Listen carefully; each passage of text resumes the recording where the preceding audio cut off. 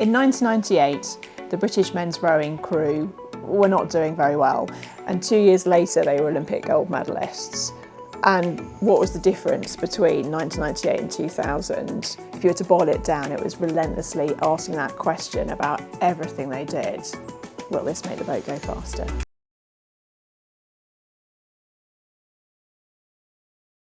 I think the first step is just thinking about it. We often don't even ask that question, so just taking a little time out and going, what is going to make the boat go faster, can actually make all the difference. The most common behaviour I see that feels productive but is actually holding people back is being busy. Busy, busy, busy. It is addictive. It feels good. It feels like we're moving forward, and we're not. Busyness is the enemy of performance. True performance is taking the time to go, what will make the boat go faster, and focusing on that.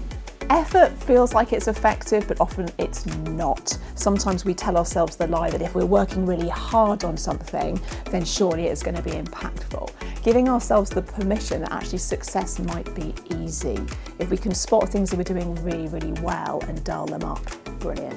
Under pressure, everything can go off the rails. Whether it's skill, behaviour, thinking, it can all go to pot. When I studied neuroscience, it was fascinating seeing brain scans where you can literally see the brain kind of shrink down and only use like kind of 10% of the neural networks that are available. So pressure can make a huge impact. What does good decision making look like when you haven't got all the information? Well, do we ever have all the information?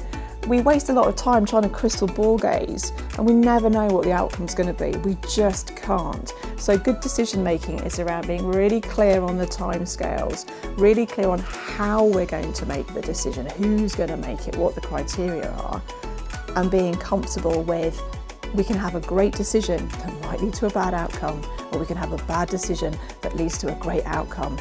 But making no decision is a decision. I think sometimes what high performers misunderstand about nerves is that they're there.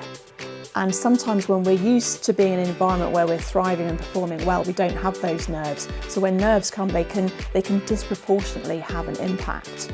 So helping high performers understand that they're natural, they might happen. And the crucial thing is planning for them and understanding how to handle them, how to channel them. Emotions are really interesting when it comes to high performance. So I think the temptation is that we kind of squash them. It's a bit like trying to hold a beach ball underwater, and it can be a huge amount of effort and then the emotions pop out. So for me, it's all about how can you channel them, how can you use them, being aware that they're going to happen, and then how can you use that energy in a useful way. I think there's some really interesting phrases out there. So the term mental toughness, some people love and some people loathe, because it kind of conjures up that sense of like just toughing things out. So in that sense, I find it quite problematic. But in terms of the kind of using your mental ability to kind of really focus on what's important, I think it's quite useful. And appreciating that sometimes, you know, we do need to have strategies. We do need to build routines to make sure we are in a really useful state to do whatever we need to achieve. I often get asked, why do some smart, motivated people struggle to do things consistently? And I think that consistency piece can feel really, really challenging because, you know, life gets in the way, diary commitments get in the way, other people get in the way. So sometimes it's about making sure that you have those kind of timeouts in the diary, the room to breathe. And when Ben and the crew were working towards the Olympics in 2000, you know, they got criticised for actually spending less time on the water training in their, in their rowing boat than other people. And the reason was, no, it's that time to just take a moment. I think sometimes it's the really small behaviour changes that make a big impact. And one of the smallest changes is just taking time to reflect. You know, we're just so busy. There's always stuff grabbing our attention. There's an email to answer. There's something to doom scroll. So just taking 1 minute, a time out before that meeting, after that meeting, before that conversation, to reflect and plan and really focus on what's most important makes a huge difference. I think it's really interesting how we often self-sabotage before a really big event. You know, we've got that voice in our head and it can go on overdrive and try and talk ourselves out of it. So I think there's something really important about kind of taking control of the story that voice is saying, rather than letting the story control us. Reminding ourselves why this is important, what the goal is we're trying to achieve, and reminding ourselves of all the instances where we've smashed it in the past. So like, we've got this. I think sometimes we can write off a bad day as like, oh, that was a terrible day. And I love the story from the rowing crew where, they didn't win the heat in the Sydney Olympics. They had to do the kind of fastest losers race. And although that was incredibly painful, it did give them the lessons around how the other competitors were rowing, and they were able to switch up their strategy for the final, and that strategy, that way that they rowed that race, was one of the reasons that they won. It can be really hard when we're trying something and you're at that point of like, is this working? Should I give up or should I pursue this? And I think in comedy, there's no substitute for, you've got to get on stage and you've got to try the jokes out. And you've got to try it 2 or 3 times before you can genuinely judge, are these good ones or are these ones that I should let go of?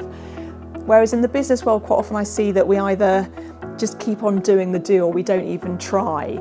So there's something for me about like, have the experiment, make it time bound, know what the criteria is, and then make the decision. Do we stop? Do we start? Do we continue? I often describe myself as like a waitress bringing kind of transferable strategies from fresh arenas to shake up our thinking. And one of the reasons I love comedy and humour as a really great avenue to kind of look for those strategies is there's so much going on there that there's something about how do you bring the crowd with you? Just like in organisations, how do you bring your team with you? How can you look at things differently? Every great joke is just looking at the world in a different way. And also, how do you step up and take action? Because once you're stepping out as a performer on stage, it is showtime, like it or not. And in business, it's showtime. So what are some of the transferable strategies we can learn from there? Ego is a really interesting word. I think it's quite a loaded word. It sounds quite negative. We talk about being ego-free. So I'm not sure that word ego is very helpful, but I do think there's something about belief and confidence. And for me, that's completely different. You can have kind of humble confidence, right? You can have that kind of matter-of-fact confidence. So ego, don't think that's very helpful, but matter-of-fact confidence and belief, absolutely crucial. I find it endlessly fascinating. How do we challenge our own thinking or other people's thinking, but without triggering defensiveness? Because we've got this survival instinct. You can look at brain scans and you can see the survival instinct kick off, and it's like, threat, danger, alert, narrow down. And that's why I love some of the transferable strategies from humour, because what humour and comedy does is it has that curiosity, but in a warm way, That means our defences go down and we go, isn't that fascinating? Isn't that curious? And we can see things in a completely different light, but be really open to that. In that moment of pressure, I think what's really crucial, and when I say pressure, it could be like, you're in a business meeting and it's like you want to make the point, or you're walking on stage to perform, or you're an athlete and you're about to do the kick that's going to win the game. There's something about just stripping it back down to like, what is the next step? Forget about all the noise, forget about all the pressure, and just focus on what is the next step. I open my mouth to make the point. I move my foot to kick the ball. Keep it simple.